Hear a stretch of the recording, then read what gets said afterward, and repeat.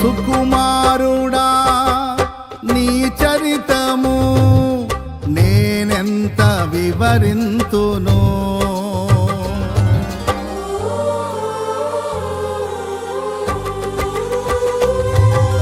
నీ మహిమను ప్రకటించగా నేనెంతో ధన్యుడను. ఘనులకు లేదే ఈ శుభ తరుణం, నాకిది నీ భాగ్యమా. ఘనులకు లేదే ఈ శుభ తరుణం, నాకిది నీ భాగ్యమా.